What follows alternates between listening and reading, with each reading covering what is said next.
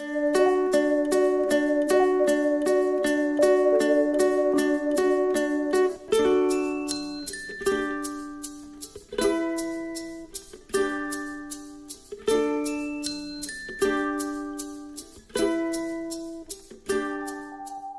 Lisa Snyderman, and this is Conversations on Creating to Heal. And today I'm really happy to be speaking with Heal-Shawna Nielsen from Sonoma, California. Heal-Shawna is a nurse, a patient advocate, and she's also struggled with a rare autoimmune disease, dermatomyositis, for more than 20 years. Hers is a story of triumph over adversity, always choosing hope and optimism, and these things have helped pave her path to wellness and also helped others heal. Welcome, Heal-Shawna. Thank you, Lisa. So briefly, how do you creatively identify yourself? And maybe you can give me a short mission or purpose. So I'm definitely a patient with dermatomyositis. I'm also a nurse. And so one of the things I did when my mobility was limited was to get online and find communities of patients.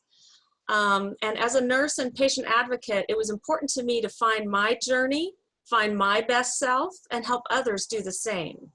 So I do a lot of online coaching and counseling and sharing my experience in community groups based around myositis.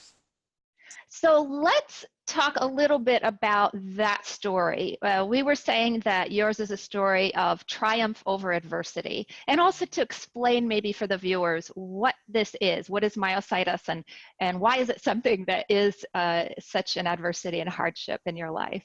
Sure. So I had rashes on and off for about 14 years, and I did get a name for that disease.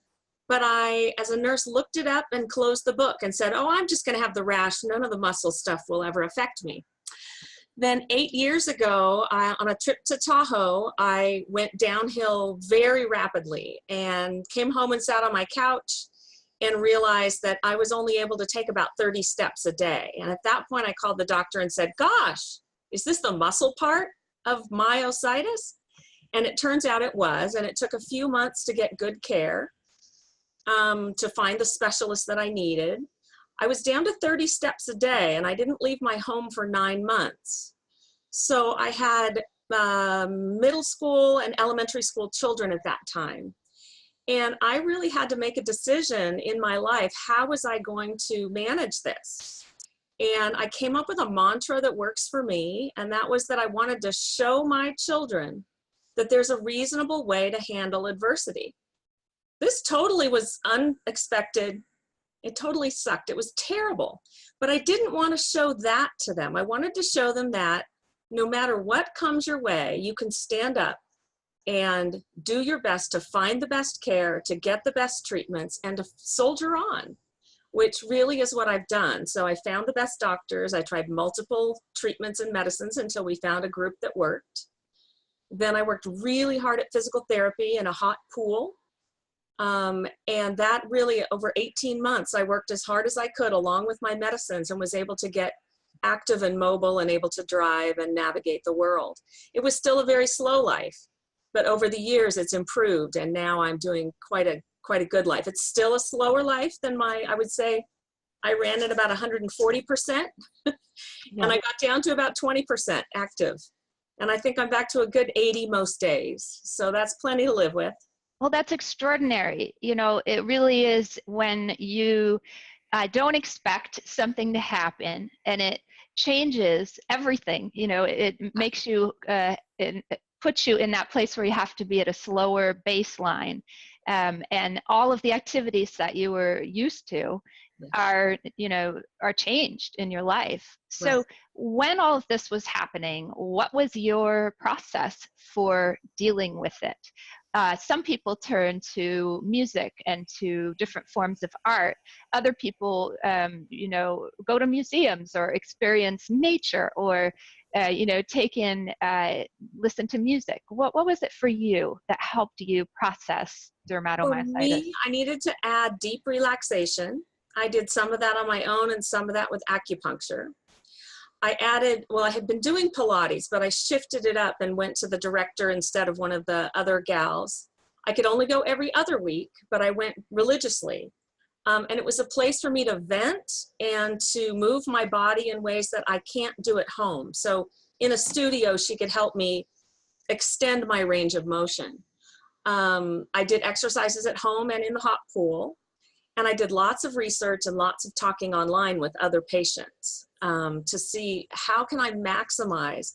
We used paper plates for a while. I ordered groceries delivered. Amazon is a dear friend. So you find ways to adapt, and was able to help others find ways to adapt as well. And I realized that as a social person, reaching out was important, but I couldn't do it with the neighbors. I couldn't get down the steps and get next door, but I could reach out with my keyboard. And I used a strategy of, as a nurse, imagining this could be so much worse and trying to stay in that positive state of mind. If I had a down couple of hours, I didn't try to sink into it. I let it happen, accepted it, but didn't want to stay there. And I use an image for myself of a pie, and I only have a part of the pie to live with. And if I only have that much energy, I've chosen not to give any of that up to negativity at all. I just don't have the energy for it. I need to save my energy for all the positive fun, seeing my children grow, wanting to be a part of their lives for the most important events. I didn't get to every swim meet. I didn't get to every concert, but the big ones I made sure I rested up so I could get to.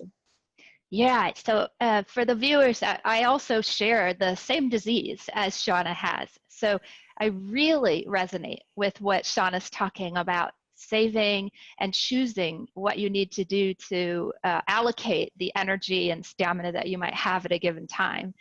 And during this path, how has going to all of these forms, whether it's Pilates or exercise or well-being, how has that helped you heal? And how do you experience that healing? Is it physical? Is it spiritual? Is it take a different form for you?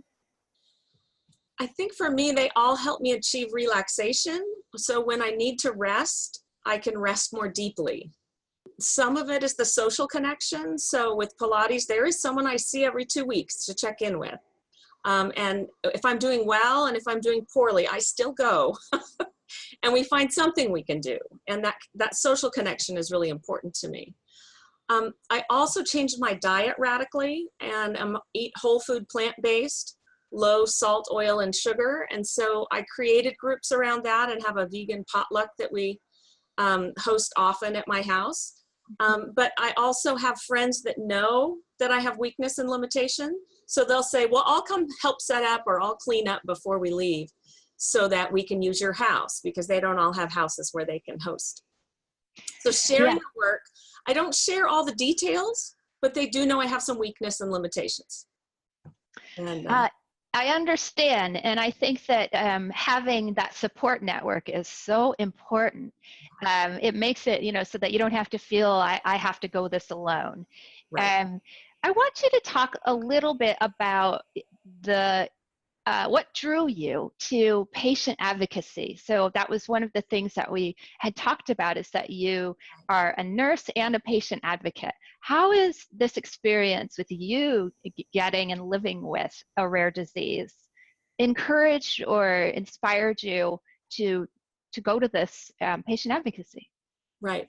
So as I got better and I had time on my hands, I didn't want to just sit at home and micromanage my teenagers. I thought that probably wasn't a good idea. They'd seen me home for years. So the first thing I did was find a little 100-year-old down the street who needed help getting to appointments. And it was about 12 hours a week, which was in 2 and 3 hour increments, nice little chunk. And she really helped me see myself with new eyes. She asked me questions. She had fabulous stories to tell. And I realized that I had more to give. And so I found a program for nursing that I went back to school online for 6 months, and then a week in Tucson. That was a challenge, and I made it work. And advocacy is really at my heart. I've helped my family and friends all along, use the same skills to help myself. And I do a mix of Western medicine and functional and integrative medicine. The best of all of them are what has gotten me as functional as I am today. And my goal was always to be at the top of that bell-shaped curve. I didn't want to be in the middle. I want to be better than that. And so what can I put together? And changing the food was something I had control over. Taking the medicines was a start, but also looking at all the alternatives, and the deep rest, Pilates, yoga, those kinds of relaxation things for me have been key. That's huge. You know, it really is. You're really walking the walk and practicing what you preach, so to speak. And it sounds like that just by being you, you're really inspiring a lot of other people. Yeah, I Um, sure hope to be. I made yeah. it to 3 of the myositis conferences. Traveling is a challenge for me, so I go when they come west. And then I do a lot of chat online, and I'm an expert at which video is really good. If you're having trouble swallowing, if you need exercise, if your lungs are a problem, here's the best video from the conference for you to watch right away. Well, that's great. You know, it's important to be able to give resources to people who are going through something similar. Yeah. And it sounds like that these are all kind of their healing experiences for you and for others. Absolutely. The social connection, being able to help someone, having them call back and say, oh my gosh, that was the best question ever. My doctor opened up and told me things that I'd never heard him say before. So I really enjoy it and get great pride out of helping others. Well, wonderful, Shawna. I'm so appreciative that you took some time to share some of your story today. And I guess in parting, do you have any life lessons that you might want to impart or any final words on your journey with creativity and healing? I hear a lot of negative things about Facebook, but for me, it's been a lifesaver. And I don't look at what everyone ate for dinner. I don't post about birthdays and all my family's events. Very rarely do I post those things. I don't post much about my illness in a public way, but I do find disease-based groups, support groups, where we can connect with each other and share what it's really like. You don't feel so alone, and you don't have to feel so alone. We have members all over the world that connect in. We don't struggle, you know, we can bridge language even with digital tools. And so finding other people that know what you're going through and that can understand. I don't ask my extended family to understand. They know I have some limits, but that's not their thing, and they don't need to know that. My dearest friends do get it. Many of my outside circle don't. They know I have some limitations, but I don't ask them to understand because I get enough support online that I want them to think of me as healthy. So that when I'm feeling good, they'll invite me to go do something fun. Then you get into but you don't look sick. You know what? I don't care. I hope I don't look sick. I really don't want to look sick. That's great. Yeah, thank you, Shawna. To sum up, it sounds like find a support network, whether it's somebody online or somebody that you can feel that you can have honest conversations with. Thank you very much, Shawna. You're welcome.